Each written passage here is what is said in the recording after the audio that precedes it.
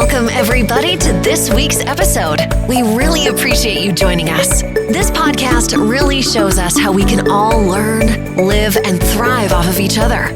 By sharing our knowledge through our conversations, we will impart some knowledge whilst learning ourselves how to progress even further.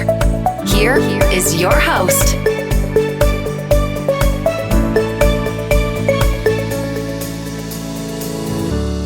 Hello, this is Mary Scott, and welcome to another episode of the Richness of Our Lives podcast. Today I'm very excited because my guest is from country France, and Helen is her name, and we met a couple of years ago, and I was very struck by this woman. I found her quite remarkable, and today we are going to share, or she is going to share with you her story, and I think it'll show you that you will agree with me. She is a remarkable woman. So let's welcome Helen Coles from country France, who is a transitional coach, and also, and I've forgotten what they call that. Bugger. I was going quite well. Okay. Hello and welcome to the Richness of Your Life podcast. I'm your host, Mary Scott, and today we are very fortunate. Our guest is from country France. Her name is Helen, just to whet your appetite a little bit. And Helen and I met a couple of years ago. Well, we met virtually is what I mean. And I was very struck with Helen. I found her to be a very remarkable woman, which is why I've asked her here today, because she has quite a story to tell. She is a transitional coach, brings masses of experience to the table, and also is a high-ticket closer. And I hope and I know you are truly going to enjoy this. Welcome, Helen. How are you this morning? Hi there, Mary. Yeah, fantastic. Thanks. How are you? I'm excellent. Thank you for being here today. It's early for you. It's hot there in France, not so hot here in Queensland. But you know, I said that you're a remarkable woman, and that's how I find you. You've got quite a story. I thought today we might kick it off with you starting life in the UK, or not so, Irish descent, and then there you were in the UK, 6 children, a wonderful husband. Why don't we pick up the story then? You found yourself with 3 out of your 6 children with serious health challenges. What happened then, Helen? Yeah, well, we were really struggling because where we were living, we had certain problems with the health issues of the children, which meant that we ended up with 2 of the children in hospital in London. And in fact, we were recommended to go to Boston to get more information about one of the children, which we did. We went off to Boston Massachusetts, you know. It was fantastic. It was so enlightening, their approach and how open they were. And, you know, people were able to discuss quite openly with doctors and specialists exactly. And we hadn't found that in the UK. We found that whenever we had an opinion, we were being shot down. So anyway, to cut a very long story short, we were advised on that trip that we were given 3 options for one of our children, that she would be on a feed drip for the rest of her life and wouldn't be eating because of the condition that she had, or she could remain on cortisone, and they were like, you can't keep on this level of cortisone, it's so dangerous. Or we moved, and they're going, well, we know that moving would not be an option when you've got 6 children. I was like, moving is the only option. You know, this is ridiculous. And where we were living, we were in a road that was on the main road between the docks and London. And so there was a lot of traffic coming through the whole time. Our house was on an incline. There was a railway crossing at the end of our road. So very often and that was the main train to London. So very often we would have cars sitting outside, as I'd often done myself, not turning the engine off because you know the gate's going to open in it as soon as the train goes. But unfortunately, all of those exhaust fumes were coming down into our property, and they were getting trapped inside the house. So when we had the environmental people around who did a test in that, we discovered there was more pollution trapped inside the house than outside. So for me and for Phil, our only option was, let's get out of here. Wow. So that must have been a massive decision, like the doctor said in Massachusetts. But you were saying the only option. So what happened then? Well, we looked around, we went all over, but we had a dog, we had 6 children, and I wanted us to move somewhere. It was vitally important that wherever we moved to, we would be close to a good hospital, because it's a bit of a postal lottery, or it was then. I have to say, we came across some excellent doctors, but we also, unfortunately, came across some very incompetent doctors. And one of our children ended up in a wheelchair for 4.5 years. And the reason she did was the damage was actually caused by the doctor putting her on the wrong type of insulin. And when we discovered this from one of the excellent doctors, who turned to me and said, I just don't know how you're going to do this, Helen. She's on the wrong type of insulin, and I was like, I'm just going to go and tell him. And then this other doctor, the doctor that I told, tried to make out that I'd been speaking to a quack. It was a horrendous time. We went through all of that. We then went looking, we looked in Wales, we looked in the north, and what we discovered was that what we were looking for, we just couldn't find something where the children could have good education. At the time, I was working as an area coordinator for a market research company. So it was full on, lots of experience. It was great, really good fun, but really hard work. But I also ended up taking the 5 girls, all 5 came into homeschool, because our eldest she was in a wheelchair. We went to the school and said her lessons were at the top of the school. I said, look, if there's a fire, I'd actually been in education myself. I've been in 2 schools where there'd been a fire, and which sounds crazy, but one of the things was get the kiddies out of here. If you're in a wheelchair, and they said, but there's a lift. I said, yeah, but in a fire, she can't go in the lift. And they were like, well, we can't move the class to the bottom floor. I said, well, she can't come to school. So I homeschooled. We had her homeschooled, and another daughter was being bullied at school, and she came in and she sat on the end of our bed, sobbing her heart out. I can't do it. I hate it.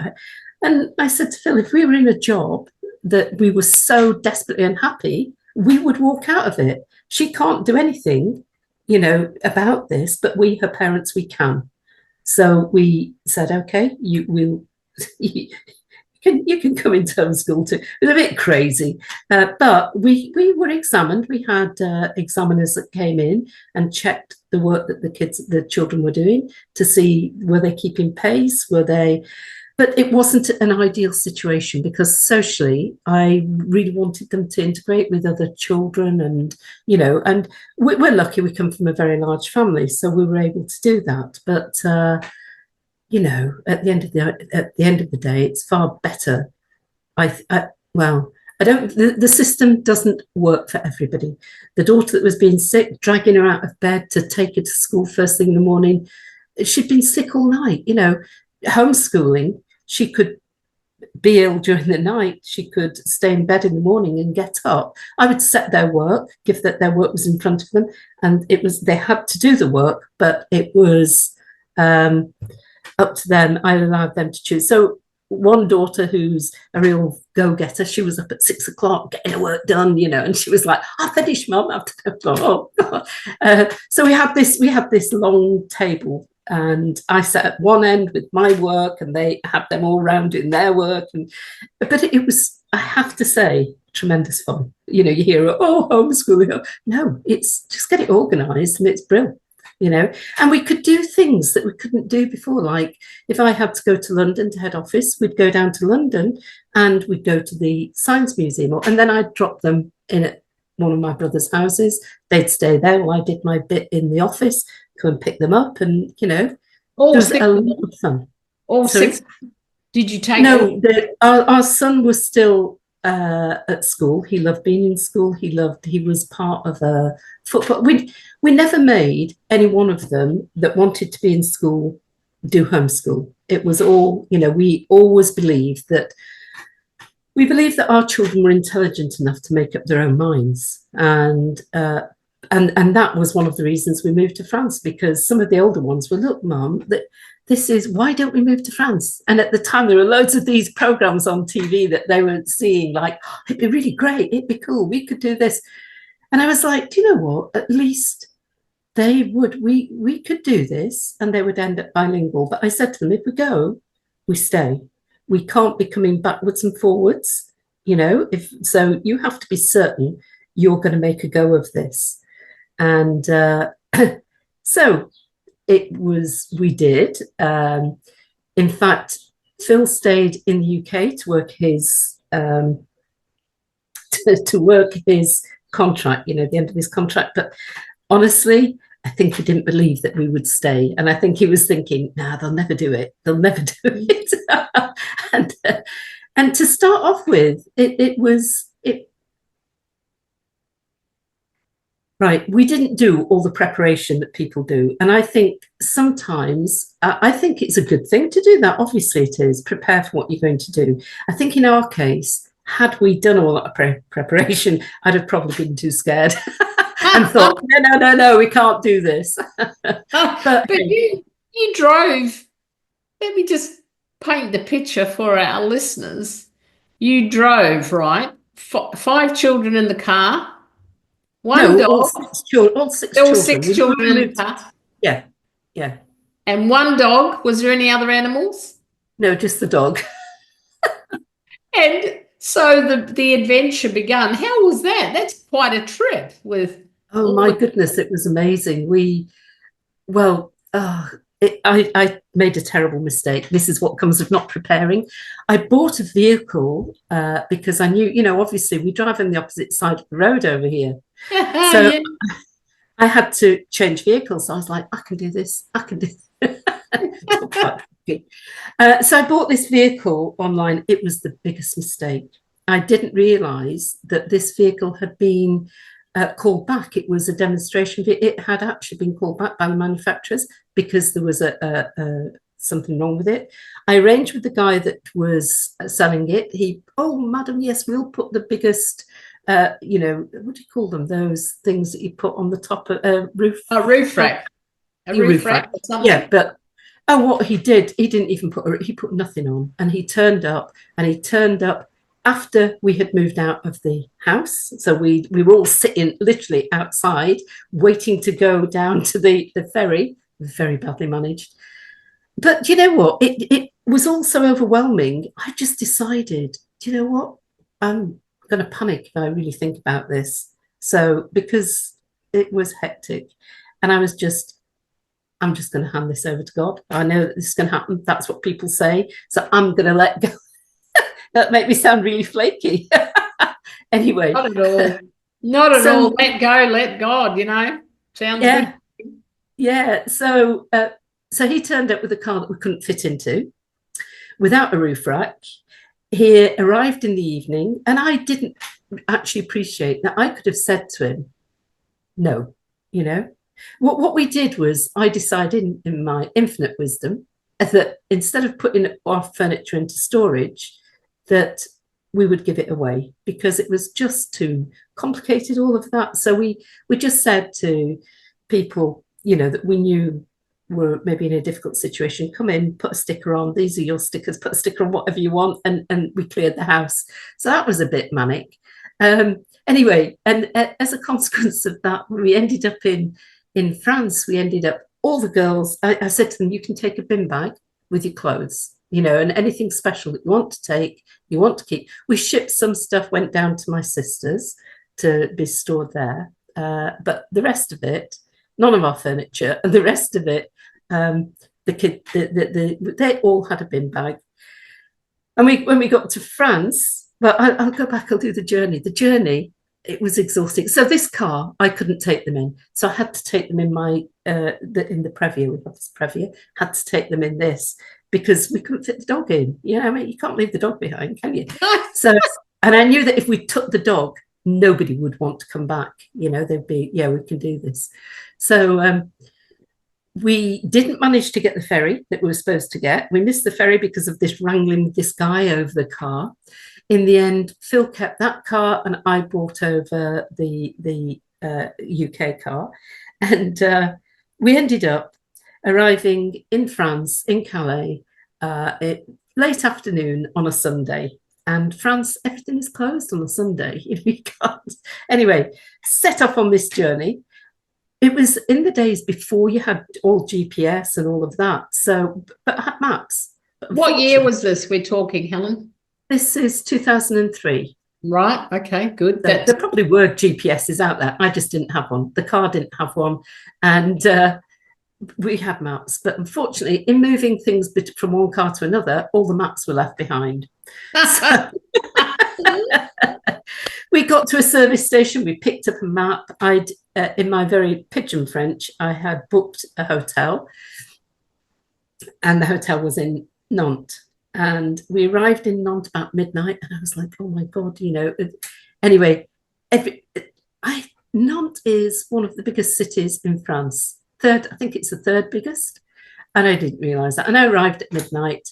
And as I was driving around, I was like, you know, and as I thought, well, I've got to ask people. By then, I was actually seeing things, you know, I was like, I've got to stop driving. Anyway, Claire, our youngest, she goes, Mummy, why do you say thank God every time one of these pretty ladies comes to the car and you say, do you know this hotel? And when they say no, don't you want us to find a bed? It's like, anyway, a hoot. Anyway, so we arrived here and we first of all went into a gîte, and which made things easier. Had we gone to the place we were destined to go to, I think I'd have turned tail and run. It was a shambles. It was actually, I think I had an American lady came down. She was like, you can't live here. This should be condemned. You can't live here. And I was like, I've got no other choice, you know. It was quite difficult to find somewhere that we could move into with the children, you know, the 6 kids, a dog, you know. It was tricky, is the word, tricky. Tricky. Right, we'll go with tricky. So is that the shack that you refer to that you didn't stay in, or you did stay in? We did stay in. We stayed there for several months. In fact, what we did was we decided, when we couldn't find anything, taking into account the health of our children, we decided instead of getting something to renovate, where a renovation, you know, a lot of people come over here thinking, oh, I'll buy this and it's really reasonable, and then I'll renovate it. But I've seen so many marriages fall apart because of this situation. When you move into something, it's always a far bigger deal than you realize. It's going to take you 3 times whatever you paid for that property, at least, to do it up. And it is going to take an absolute age. And it is, you know, so we sat down and thought about this. We decided, you know what, Phil had always had this dream. He always wanted to build a house. And we'd been like, well, you know, anyway, so we decided that was the route to go on. And it was amazing because we got the children into school, and the mayor was really keen for us to stay in the commune, because in getting them into school, we'd actually saved one of the schools from being closed by putting 2 of our children into it. And so he said, look, there's this land, which is what actually triggered it. He said, there's this land. This has been on the market for ages. What do you think? So came and had a look. And the day I came, because Phil was still in the UK, came to this place, and there was kind of drizzly, but the sun was out, and there was a double rainbow that went all the way over the land. And I've got a real thing about rainbows. So I was like, this is it. It's a sign. And then this robin arrived and sat just on a tree. And I was like, oh, this is because my youngest brother had died in terrible circumstances the year before. And he, as a little boy, had a robin that he used to feed every year that he called Chuff Chuff. And when this robin, and it was always, oh, Chuff Chuff's back. And so when this robin appeared, I was like, this is the message. We're meant to be here. This is what we're going to do. I was like, so arrived in France, didn't speak the language, because you think you do, but when you arrive and also down here, it's very guttural. There's a very strong Basque and Spanish influence. So it's not, up in the north. They speak slower, and it's easier. I found it was easier to follow people who came from the north. But, hey. And so we built our property. We bought the land, and it was great because for the first time, we'd lived in a semi-detached in the UK, and coming over here, I wasn't having to say to the kids all the time, be quiet, shush, you can't make that noise. And it really sort of opened things up for me, because one of the children came and they were like, is it all right for us to go onto take our bikes on the road? And I was going, yes, of course it is. Because in the UK, of course, they couldn't do that. Everything was, I felt we'd restricted them so much, being so conscious of our neighbours and of the dangers, And it just seemed that there was so much more freedom. And What were the age? How old was the eldest and the youngest? The eldest was 16 when we came over here, and the youngest was 8. Fantastic. So describe what you lived in before you built your house there, Helen. Well, the place that we moved into was owned by, I was told he was a farmer. It turned out he was what's called a paysagiste, which is a landscape gardener. Yep. And he was retired. He'd gone off on it. When I'd seen the property, it looked brilliant because his wife was an artist. She'd all these, materials draped everywhere, and it looked lovely. I didn't really get a proper look at it, but what I saw, I was like, well, this is really nice. Rustic, but yeah, this is great. He then went off on a pilgrimage, which is the time that we spent in the Gite, and his wife removed she left him and took all of her everything with her. Yes. And the day that we moved in, he was there telling us he was going to commit suicide, and his life had fallen apart and he wasn't going to go anywhere. Now he had his brother and his sister to live with, and I was like, oh God. Anyway, there were trees growing up through the concrete in the floor. I actually got in touch with my family and Phil's, and said, you can't come and visit whilst we're here. There isn't room. I'm really sorry. Because I thought, God, if they come here and see this, they'll take the kids off us. It was. Did you say take the kids off you? I thought they would. Yeah. Wow. I'll just tell you, how when people go to the zoo to watch the animals eat. Well, when we were eating, we would have the mice that scurry across the top, come out to have a look. As one morning, I was getting the kids ready for school. As I walked past the oven, something brushed on my leg, and I looked down. This was horrible. It was awful. There was a charred mouse hanging out of the oven. And I don't know, either when I cooked the meal, it had gone in, or when I'd taken it out, I don't know. But I was like, oh my God. And there were no doors that closed at all. So, and we bought beds for all the children, but Phil and I, we got pallets and put a mattress on. Oh my God. We sort of slept in the hallway. It wasn't a hallway. It was everything was under renovation. If you went up, he put stone slabs as stairs without a handrail. I went, we've got to have a handrail. I can't have my youngest coming up here. So there was this wobbly thing. But if you put your hand on the other side on the wall, part of the brick had come off in your hand.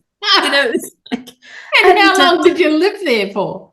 Oh, we were there for months and months, all the time the house was built. And when you got to the top of the steps, there was a gap between the top step and there was only one bedroom in the place.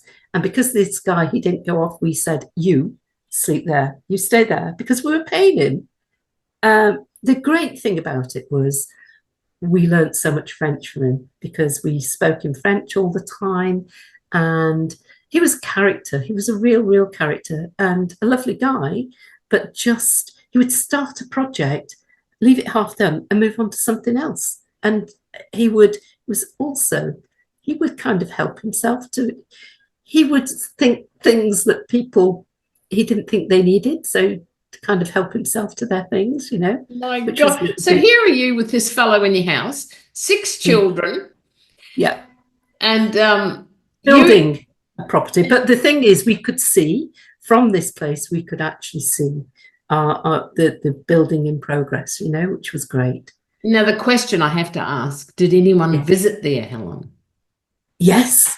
My sister-in-law came out and because she'd broken her leg and she couldn't look after her son. And he came and he was terrified of everything, butterflies, anything that. The greatest thing was when he left us, he was frightened of nothing. And my sister-in-law, she was the bravest person. She had a leg in a cast, so she couldn't actually get up these steps to go and sleep upstairs. And the toilet was upstairs. And so he had a natural toilet. Do you know what I mean? Yes, I've got a bit of an idea what you mean. Yes. Yeah. So she had to go out through this shed that was crumbling and to get to this. I mean, when I'd said about my parents, I would tell them not to come. This guy was saying to me, but your mother, she could come. She could be queen of I said, she'd never get to the toilet. She could be queen of the garden. And the kids, we were in hysterics, the idea of. Your mother being the queen. My sister-in-law was the queen of the garden. We were just, so in admiration of her courage. And, because it didn't faze her at all. But she's Irish, so, she's got that tenacity and determination that the Irish have, So, yeah. So here you are, you're building this new life. And did you add to the family after that? Because it sounds like you had lots of fun, lots of laughter. And did the kids go to school, or did you still homeschool them? And then was there more people that came and lived with you? See, when I went over there initially, I said to Phil, we'll get the kids into school, but I will spend the time looking around to see where we can buy a house. It just didn't work like that because the kids got into school and they loved it. And then it was like, we've got to find something local. And there was nothing that we could find locally, which is what, there was that. I don't know if you ever noticed, Mary, that circumstances kind of pile up on top of each other to put you in a position where you make that decision that this is the best option. And that's what was happening. We got the kids into school. They loved it. They were amazed because life was so different. I mean, and this is another thing. A lot of people, especially the Brits, come over here and think that they're going to live as they did, and that their life is I don't know, but you've got to be really adaptable because things are very, very different. If you've got a school teacher who has taught the kids' parents, their aunts, their uncles, their grandparents, one of our kids came and go, oh, this teacher, she got, this kid was messing about, she went and kicked him up the backside. And it was like, my God, if you did that in the UK, you're being, and it was, and another one, she got these 2 kids banging their heads together but nobody would complain because she'd been there forever. And she had the kids were absolutely in order and got on, and, they worked and they worked hard and they were held to a really high standard, a really, really high standard. And of course, the question is, how was everyone's health? Well, that was what made all the difference. Our daughter arrived here and she was actually, by the time we got here, she was out of a wheelchair, but she was on crutches. Within months, she was off her crutches, she was walking. And actually, she got out of a wheelchair and on crutches when we'd come over here, we'd take the holiday to come and see where would we be, where would we live. Golly. And actually, we took the gîte that we moved into to start off with, was the gîte that we took. And during that time, during the 3 weeks that we'd been here, she'd actually got out of a wheelchair. And that was one of the things that, in fact, that was 2 weeks later, I was back in France with the kids and we'd also been able to drastically reduce the cortisone that another one was on. And so we were like, look, that in itself is a real pointer. Go ahead and do this, you know? Yes, the fresh air, being in the country, open spaces, all that. And did you work then, Helen? What did you do? Because clearly you were needing to work. To start off with, I did everything. I did a house rep. I worked with an estate agent. I didn't get paid anything from the estate agent, because I was there. I was on commission, and if somebody, I was there to be there for British people coming over or English speaking people, and she just didn't have that many. So it was very often it was sort of but it was fascinating, because it got me into the real estate business, and I decided, you know what, this is actually something that I could do.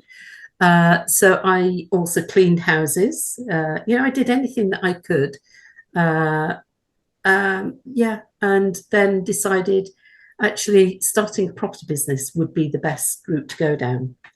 But it's very complicated over here to do this, to start a business. I started a business working, and by this time Phil had come over, and so we decided together, we trained with a group in London, because I thought it's too important. You're dealing with people's life savings. It's too important not to know exactly what you're doing and be absolutely honest about it. So we went over and we trained with this company who were really well known in France and Spain. Their marketing was fantastic.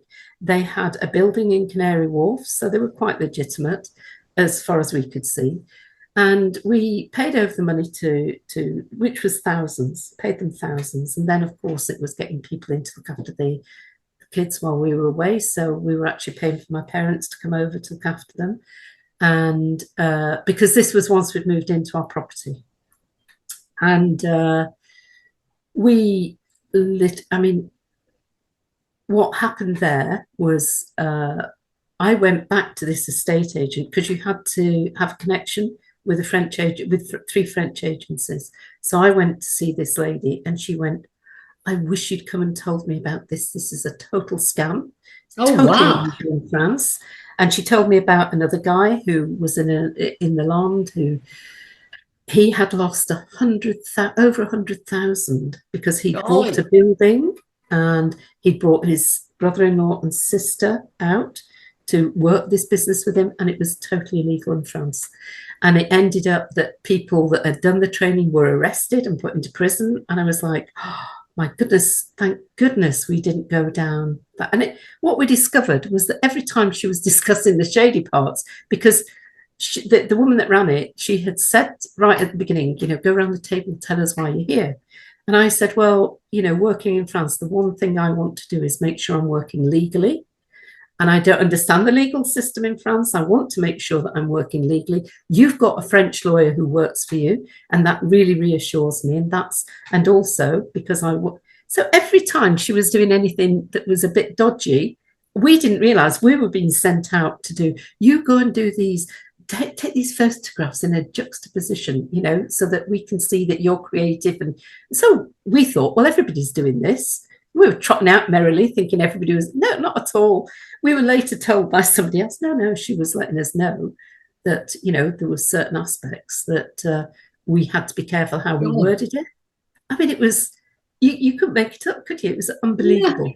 Yeah. And what happened is she declared bankruptcy and disappeared off the face of, well, she didn't. I think she lives in the Riviera, actually, but unbelievable. My goodness. And so, did I hear you say that at that time your parents moved over to look after the children? No. They just came over every time we went over for a training. Oh, right. I see. I beg your pardon. I did bring our parents. Well, my parents came over. My mum, it was years later, though. She had dementia, and my dad really couldn't cope. And he'd ended up in hospital with sepsis.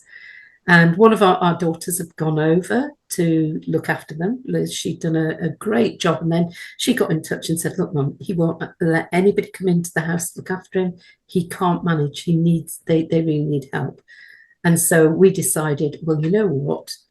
do them so much. And it did, you know, years before, after the year after my youngest brother died, my dad had a heart attack. And we actually believe that's when my mum's dementia started. And, you know, neither of them had cried, not in front of any of us. I mean, I'm a basket case. I just bawl my eyes out. But neither of them they'd really kept their emotions in, you know, at the funeral, the day that he died, which was the day after his wedding. They kept. That was your brother we're talking about. Yeah. Yes. And you know what, I think there's a saying, isn't there? If you don't weep tears, your organs bleed for you. I actually believe that is so true, because I really believe that my dad's heart attack and my mum's dementia, both of those started because they trapped all that grief inside of them. Yes. And how old was your brother when he passed? He was 40. Oh dear me. Yeah, no, it was horrendous, actually, absolutely. But that was, again, another, like I said, these things that build up. You know, he was a partner in a firm of accountants in London, and he worked really hard, and his work was very stressful. And when I was looking at what was going on in our life, there was that, and I was working really, really hard with my job. I was taking phone calls 11 o'clock at night. I was in my desk at 6 a.m, you know, and I was like, there's more to life than this. Absolutely. There is more.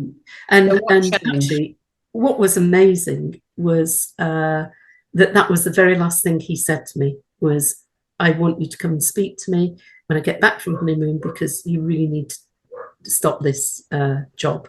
He said, it's really not good for you. You know, I really don't. He said, you're not being paid anything like the amount that you're worth. And then those were the very, very last words that he said to me. And with that in mind, and, you know, the health of the children, one of our daughters came out of hospital the day before his wedding. And it was like, you know, everything was piling up.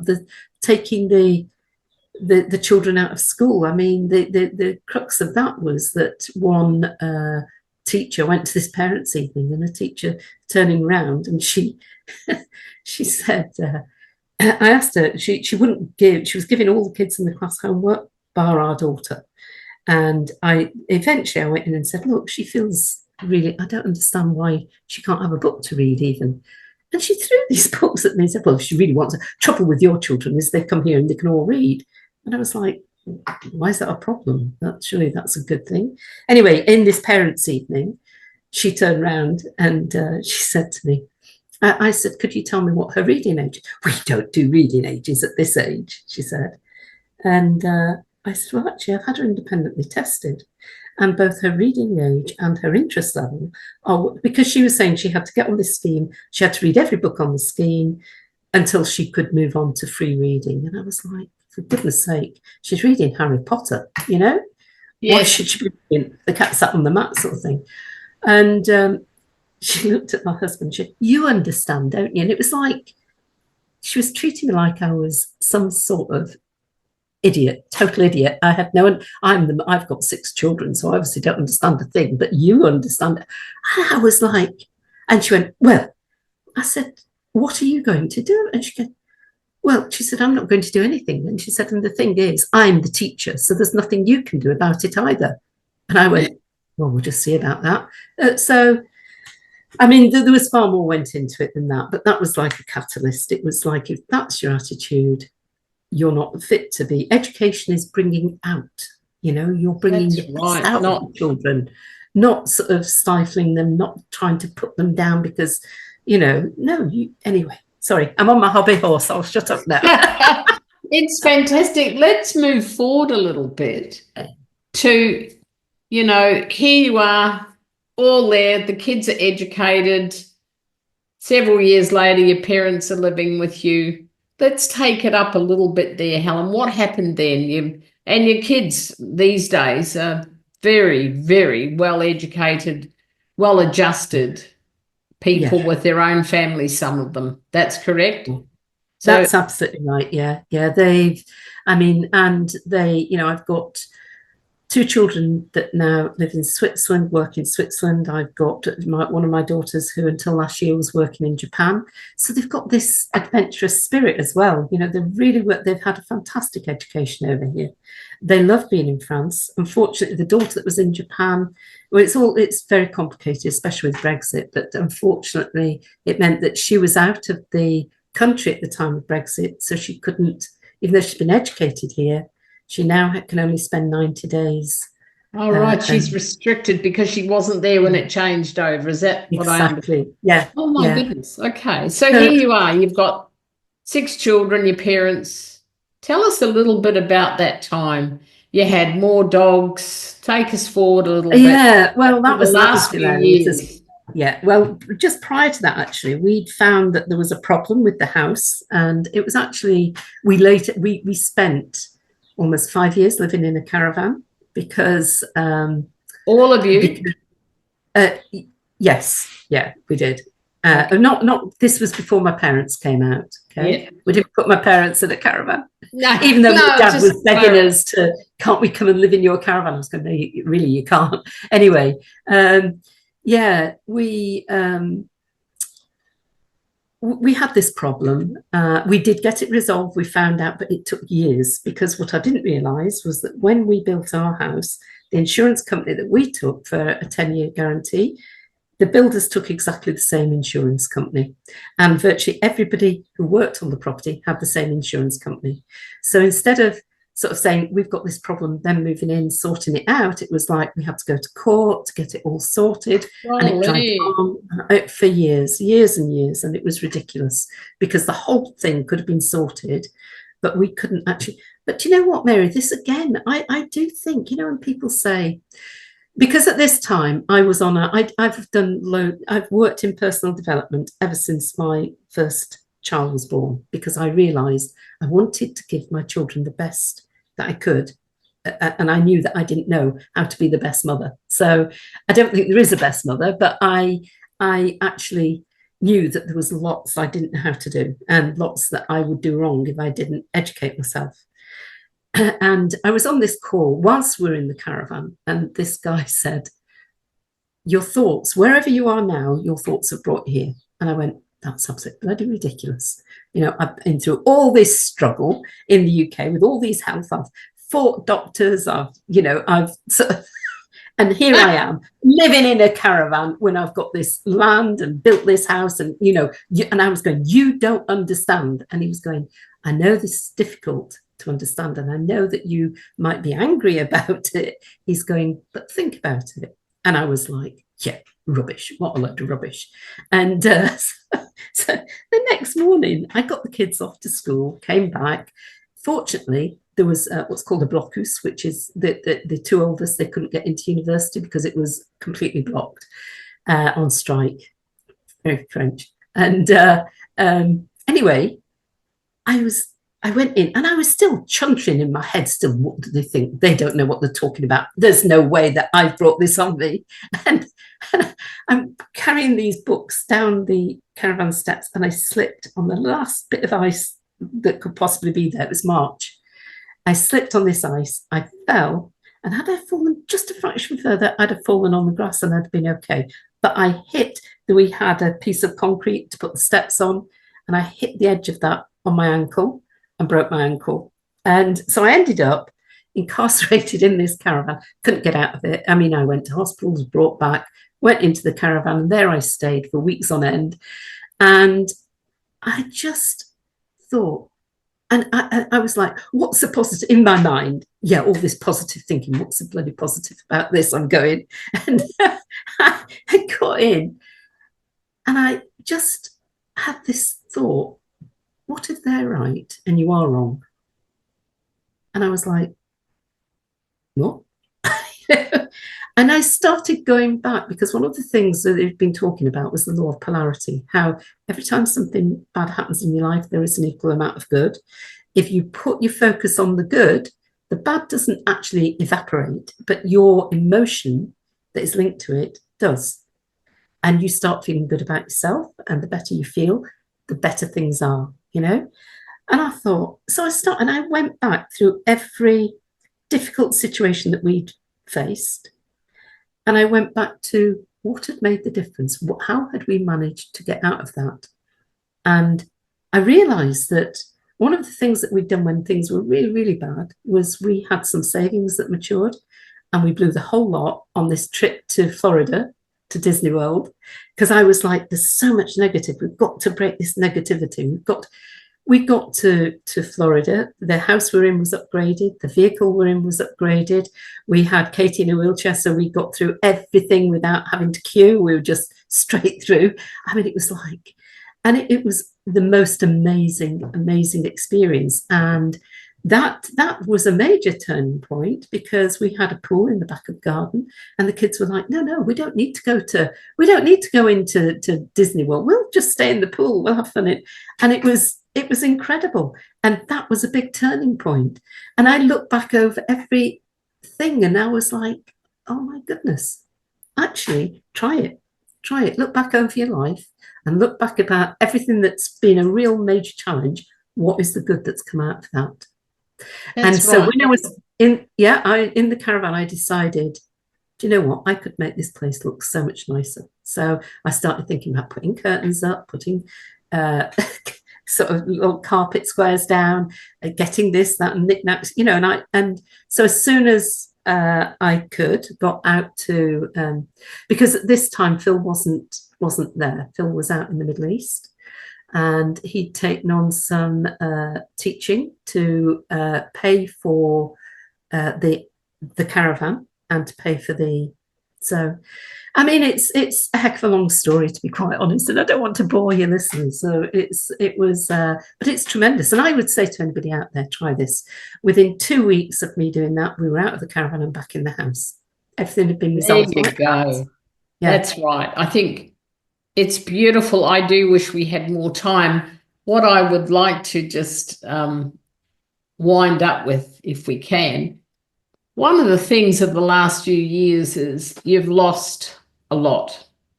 Your parents, your husband, 4 dogs, your sister, your brother. I don't know if I've missed any.